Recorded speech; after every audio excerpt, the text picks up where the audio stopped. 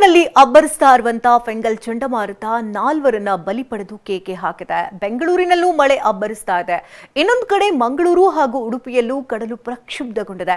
ಕರಾವಳಿ ಭಾಗದಲ್ಲಿ high alert ಘೋಷಿಸಲಾಗಿದೆ.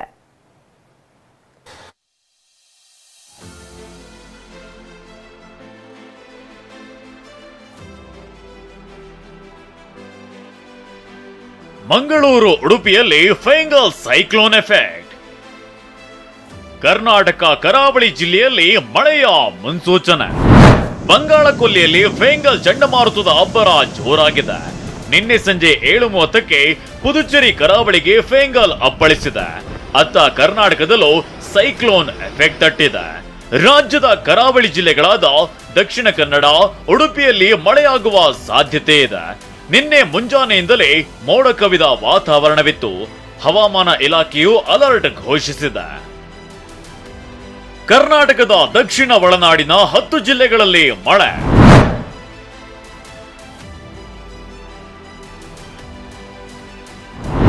ಫೆಂಗಲ್ ಚಂಡಮಾರುತದ ಪರಿಣಾಮ ರಾಜ್ಯದ ಮೇಲೂ ಬೀರಲಿದೆ.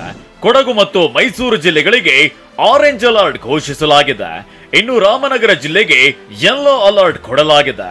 ಇನ್ನು ದಕ್ಷಿಣ ಒಳನಾಡಿನ ಚಾಮರಾಜನಗರ, ಮಂಡ್ಯ ಜಿಲ್ಲೆಗೆ 3 ದಿನ ಯೆಲ್ಲೋ ಅಲರ್ಟ್ ಕೊಡಲಾಗಿದೆ. ಬೆಂಗಳೂರು ನಗರದಲ್ಲಿ ಮೋಡ ಕವಿದ ವಾತಾವರಣ.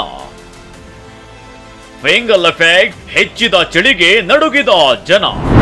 ಫೆಂಗಲ್ ಎಫೆಕ್ಟ್ ನಿಂದ ಬೆಂಗಳೂರು ಮತ್ತು ಸುತ್ತಮುತ್ತಲಿನ ಪ್ರದೇಶಗಳಲ್ಲಿ ಮೋಡ ಕವಿದ ವಾತಾವರಣವಿತ್ತು.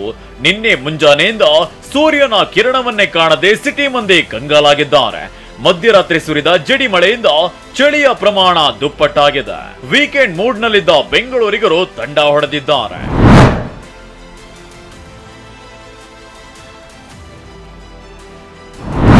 ಫೆಂಗಲ್ ಚಂಡಮಾರುತದ ಹಿನ್ನೆಲೆಯಲ್ಲಿ ಬಿಬಿಎಂಪಿ ರಜೆಯನ್ನ ರದ್ದುಗೊಳಿಸಲಾಗಿದೆ.